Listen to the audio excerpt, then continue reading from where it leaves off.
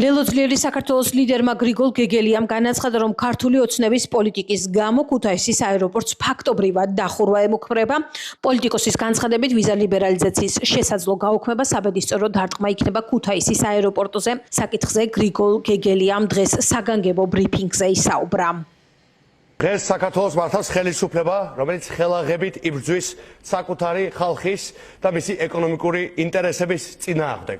ამის კიდევ ერთი დასტური არის ქუთაისის აეროპორტის ბედი, რომელსაც ფაქტობრივად დახურვა ემუქრება იმ შემთხვევაში, თუ ჩვენ დავკარგავთ უვიზო მიმოსვლას არალეგიტიმური რეჟიმის მიერ გატარებული ანტიდემოკრატიული პოლიტიკის გამო. ჩვენ გვახსოვს არაერთი მაგალითი იმისა, თუ როგორ გაძარცვა ამ ხელისუფლებამ ქუთაისი განვითარების შანსები. ახლა კი ამავე ხელისუფლების პირობებში ქუთაისი კარგავს იმ უმსხვილეს შემოსავლის წყაროს, რასაც წარმოადგენს ქუთაისის საერთაშორისო აეროპორტი. რაც უარესია, ეს ხდება სწორედ მაშინ, როდესაც ქუთაისის აეროპორტს მიღწეული აქვს ისტორიულად მაღალი რეკორდული მაჩვენებლისთვის. 2024 წელს ქუთაისის საერთაშორისო აეროპორტმა მცირედან საშუალო ზომის აეროპორტების სიაში გადაინაცვლა, ხოლო მგზავრთა ნაკადი 2019 წელთან შედარებით 171.8%-აა გაზრდილი. ამ მაჩვენებლით ქუთაისის აეროპორტი სრულიად ევროპის საშუალო ზომის აეროპორტებს შორის რიგით მესამე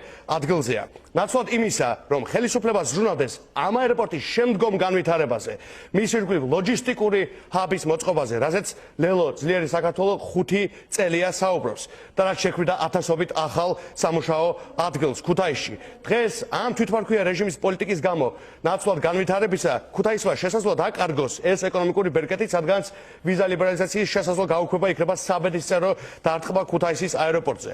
დღეს თუ ქუთაისიდან 30-ზე მეტი პირდაპირ ფრენა სრულდება, აქედან 24 ევროპულია. უვიზო მიმოსვლის გაუქმება მილიონობით ქართველს დატოვებს იმ უნიკალური შანსის გარეშე, რასაც გულისხმობს ევროპის კონტინენტთან თავისუფალი მიმოსვლა. ხოლო კონკრეტულად ქუთაისის შემთხვევაში ეს გამოიწვევს ათასობით სამუშაო ადგილის დაკარგვას, ჩვენს ეროვნულ ბიუჯეტში ნაკლები თანხის შესვლას და სერიოზულ დარტყმას ტურისტული სექტორისთვის. სხვა თუ არაფერი, ამ კუთხით საკმარისია გავიხსენოთ ის, რომ მხოლოდ 2024 წლის იანვარ-ივლისის პერიოდში ქუთაისის საერთაშორისო აეროპორტმა მილიონამდე მგზავრი და 3000-მდე რეისი მიიღო, რაც წარმოადგენს ნამდვილ ისტორიულ მაქსიმუმს. ეს არის არა აღსრულებული ქართული ოცნებების, არამედ ყალბი დაპირებების და განადგურებული პერსპექტივების ხელისუფლება. ეს არის ხელისუფლება, რომელსაც მოსპო ანაკლიის პროექტი გაანადგურა 10,000 ახალი სამუშაო ადგილის შესაძლებლობა, რითაც ზუგდიდის, სამეგრელოს და სრულიად საქართველოს ეკონომიკურ განვითარებას უმძიმესი დარტყმა მიაყენა. ეს არის ხელისუფლება, რომელსაც 13 წლის განმავლობაში ვერცერთი დიდი ინვესტორი ვერ შემოიყვანა და ვერცერთი მეგაპროექტი ვერ შეასრულა. ამავე დროს ეს არის ხელისუფლებაც, რომელიც სპობს იმასაც, რაც უკვე დახვდა და სწორედ ასე მიადგა ხელისუფლების მავნე პოლიტიკა ამჯერად უკვე ქუთაისს. ათასობით სამუშაო ადგილს ქუთაისში, დიდძალ შემოსავალს ჩვენს ეროვნულ ბიუჯეტში და რაც თავარია თითოეული ქართველის ხელთ არსებულ შანსს თავისუფლად იმგზავროს ევროპაში და კონდეს სოციალური და ეკონომიკური კავშირები იმ სივრცესთან, რომლის ეკონომიკური ღირებულება 18 ტრილიონი ევროა და სადაც 450 მილიონი ადამიანი ცხოვრობს.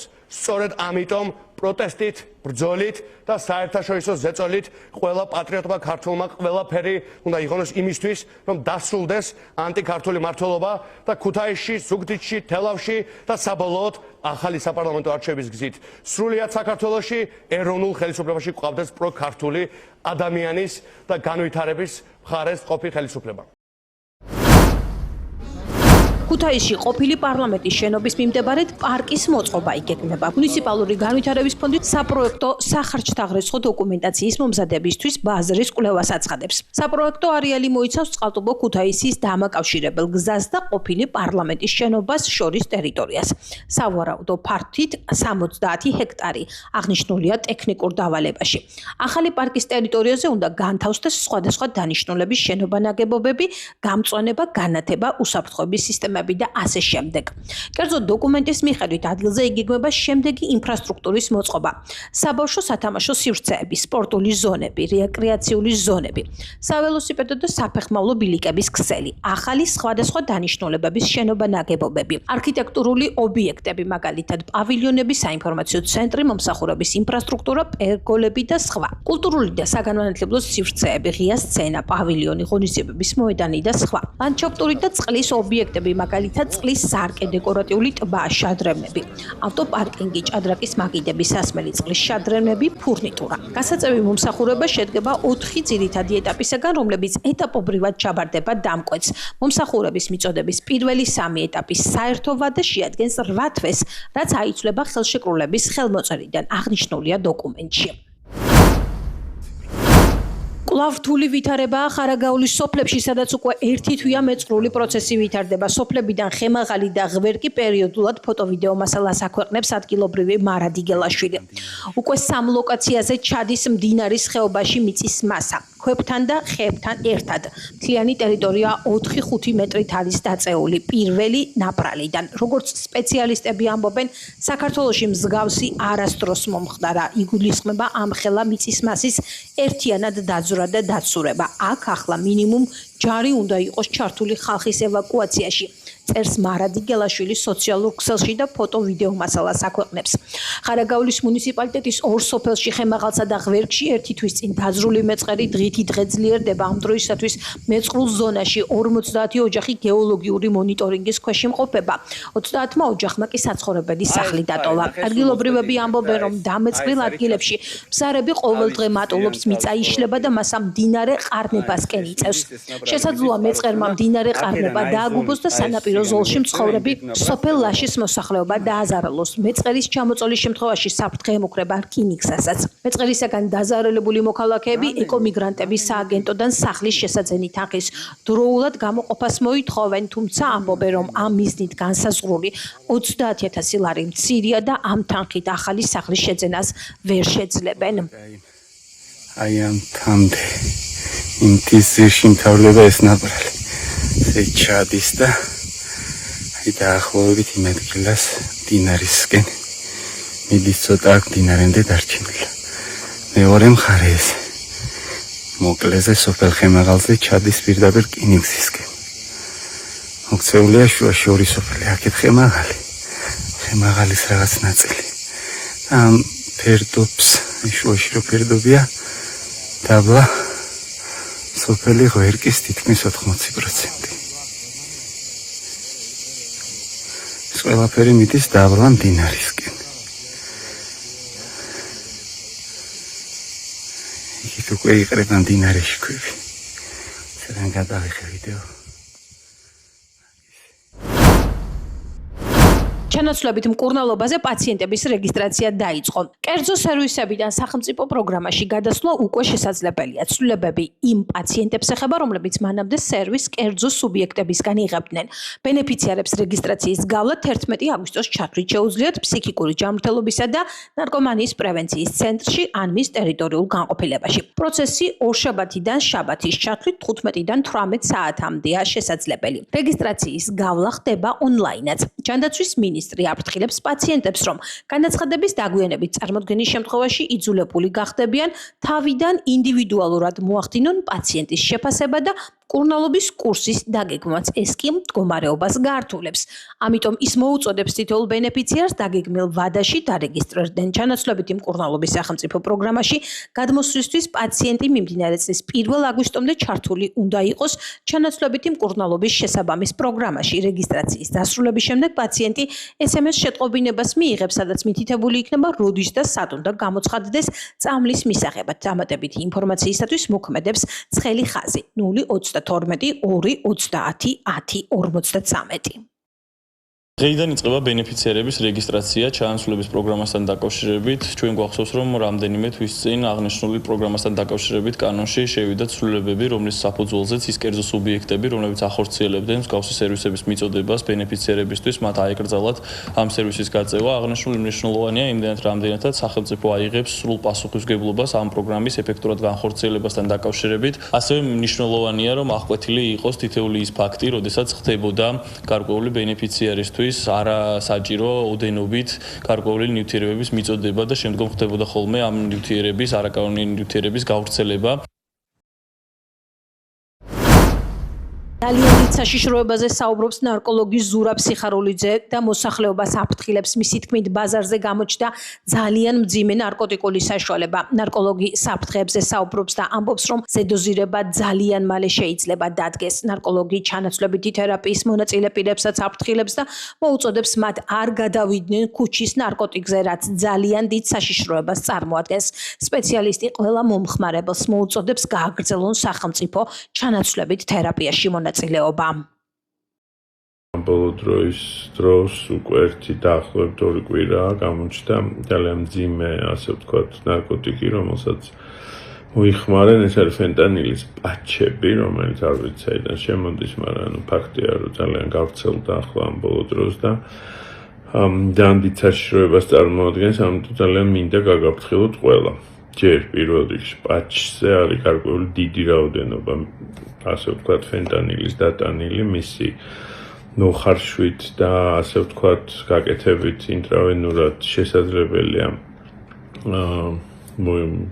ზედოზირება ძალიან მალე დადგეს და ამიტომ აუცილებლად გავფრთხილდეთ თავს და იქონიეთთან ნალოქსონი თუ გადაწყვიტავთ, პლუს ამის გარდა ამ ბოლო დროს ამ პატჩებს მოკლედ ჭრიან და ისე ყიდიან და მოკლედ ზოგი იკრავს კბილზე, ზოგი პირის ღრუში ასე შემდეგ და ამიტომ მანდაც არ არის გამორიცხული ზედოზირება და ამიტომ ძალიან გთხოვთ გავფრთხილდეთ. გუშინორი ახალგაზრდა იყო, რომელმაც ესე მოიხმარა ეს პატჩი და ზედოზირება იყო და საბედნიეროდ ორივე გადარჩა.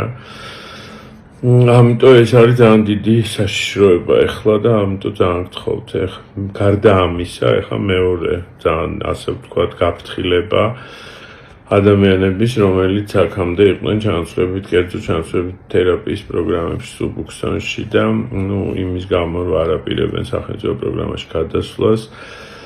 ცდილობენ ან დეტოქსი ჩაიტარონ, ან ჩაანაცვლონ სხვა ნარკოტიკით და ასე შემდეგ. ამიტომ პირველ რიგში გაფრთხილებთ, რომ არავითარ შემთხვევაში არ ჩაანაცვლოთ კრისტალით, მეტადონით, იმიტომ რომ ამდენი წელი ყავით სუბუქსონზე, ნალტრექსონია ბევრი თქვენ ორგანიზმში და გარდა ამისა, მეტადონი ბევრად უფრო მძიმე ნარკოტიკია, ვიდრე სუბუქსონი. ამიტომ იქნებ ეცადოთ, რომ დეტოქსი ჩაიტაროთ და არ გადახვიდეთ სხვა ქუჩის ნარკოტიკზე, იმიტომ რომ ეს ძალიან დიდ საშიშროებას წარმოადგენს და არ არის გამორიცხული, რომ სუბუქსონის მერე მეტადონის მინიმალური დოზის მოხმარებამაც შესაძლებელია გამოიწვიოს ზედოზირება და ამიტომ ძალიან ფრთხილად იყავით.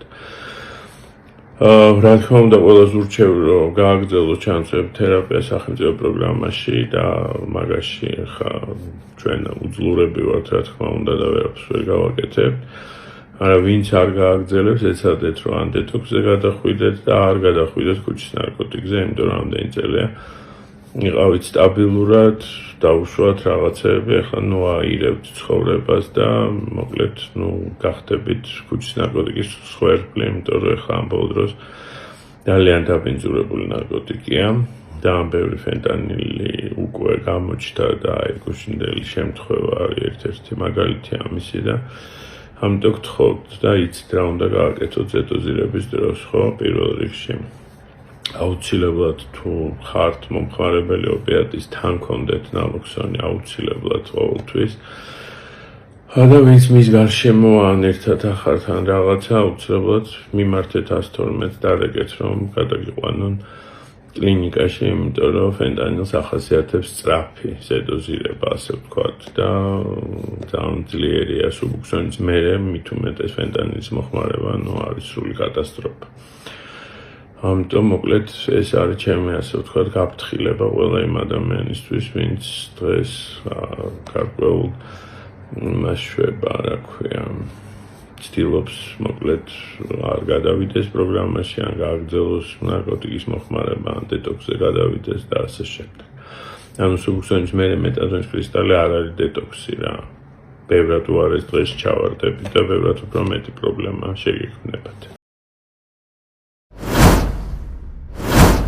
კანონის გამკაცრების შემდეგ ქვეითად მოსიარულეებისათვის ერთ თვეში 2000-ზე მეტი საჯარიმო ქვითარი გამოიწერა. ახალი რეგულაციის ამოქმედების შემდეგ შინაგან საქმეთა სამინისტრომ სტატისტიკური მონაცემები შეაჯამა. ივლისიდან ფეხით მოსიარულეებისათვის საგზაო მოძრაობის წესების დარღვევებზე დაწესებული ჯარიმები რამდენჯერმე გაიზარდა. სტატისტიკა აჩვენებს, რომ ძირითადად დარღვევები გადატვირთულ მონაკვეთებზე ფიქსირდება, საკმაოდ ხშირია ზებრა გადასასვლელის იგნორირების შემთხვევები. კანონდარღვევის საკმაოდ მაღალი სტატისტიკის მიზეზებზე საუბრის დროს საგზაო სფეროს სპეციალისტები მძღოლების პასუხისმგებლობაზე და საგზაო ინფრასტრუქტურის მხრივ არსებულ პრობლემებზეც მიუთითებენ. განსაკუთრებული აქცენტი რეგიონებზე კეთდება. საპატრულო პოლიცია აქტიურად აღასრულებს კანონს. ყველა ის მოქალაქე, რომელიც დაარღვევს საგზაო მოძრაობის უსაფრთხოებას, იქნება დაჯარიმებული. მოვუწოდებ ქვეითად მოსიარულეებს არ დაარღვიონ საგზაო მოძრაობის წესები. გადასასვლელები უნდა იყოს მეტი, უფრო უნდა გაიზარდოს მობილობა, მობილობას გულისხმობ, ანუ ფეხით სიარული და ველოსიპედისტების გადაადგილება უნდა გავზარდოთ. ამისათვის საჭირო არის მრავალი ზებრა გადასასვლელი. პარლამენტი იქნება ძალიან მჭიდრო კომუნიკაციაში შესაბამის სახელმწიფო უწყებებთან, ასევე სხვა დაწესებულებებთან, მათ შორის რა თქმა უნდა უპირველესად შინაგან საქმეთა სამინისტროსთან, რომ მაქსიმალურად ეფექტიანად მოხდეს კანონმდებლობით გათვალისწინებული ამ ახალი ნორმების აღსრულება. საკუთრებით დიდი ოდენობით ნარკოტიკული საშუალების უკანონო შეძენა, შენახვისა და უკანონო რეალიზაციის ხელშეწყობის ბრალდებით პაკისტანის მოქალაქე დააკავეს. სამართალდამცველებმა დაკავებულის პირადი ჭხრეკისას, ასევე მის მიერ მითითებული ადგილებიდან შემდგომი რეალიზაციის მიზნით განთავსებული განსაკუთრებით დიდი ოდენობით 44 შეკვრად დაფასებული ნარკოტიკული საშუალებები. ამოიღეს დანაშაული 20 წლამდე, ან უხვადო თავისუფლების აღკვეთას ითვალისწინებს. საქართველოდან უცხო ქვეყნის 22 მოქალაქე გააძევეს. გაძევებული არიან ერაყის, რუსეთის, ირანის, ინდოეთის, თურქეთის, ბულგარეთის, კამერუნის, იორდანიის, თურქმენეთის, ყაზახეთისა და კენიის მოქალაქეები. მოქმედი კანონმდებლობის შესაბამისად გაძევებულ პირებს ქვეყანაში შემოსვლის აკრძალვა დაუწესდათ. საქართველოს შინაგან საქმეთა სამინისტროს მიგრაციის დეპარტამენტი წარმოადგენს ქვეყნის შიგნით უკანონო მიგრაციის წინააღმდეგ ბრძოლაზე პასუხისმგებელ ორგანოს.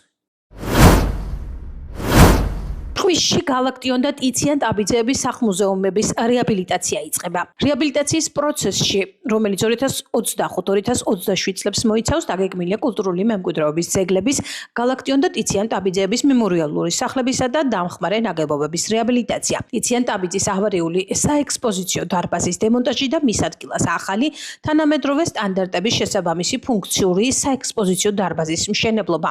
გალაქტიონ ტაბიძის საექსპოზიციო დარბაზის სარემონტო, კონსტრუქციო სამუშაოები. მუზეუმის ეზოს კეთილმოწყობა. განახლებული მუზეუმი ადაპტირებული იქნება შშმ პირთათვის. სოფელ ჭყვისში, გალაქტიონ და ტიციან ტაბიძეების სახლ-მუზეუმში, რომლის რეაბილიტაციაც იგეგმება საქართველოს კულტურის სამინისტროს მხარდაჭერით, მინისტრი შეხვდა მუზეუმის ხელმძღვანელობას, გააცნო გეგმები და ისაუბრეს დაგეგმილ რეაბილიტაციის შესახებ. კეთდება ორივე მემორიალური სახლისარეაბილიტაციო სამუშაო, ასევე გალაქტიონ ტაბიძის საექსპოზიციო დარბაზის რეკონსტრუქცია, რეაბილიტაცია, ასევე ტიციან ტაბიძის ამორტიზებული საექსპოზიციო დარბაზის დემონტაჟი და მის ადგილზე ახალი ფუნქციონალური საექსპოზიციო დარბაზის მშენებლობა. გათვალისწინებული ამ პროექტის მიხედვით ეზოს სრული რეაბილიტაცია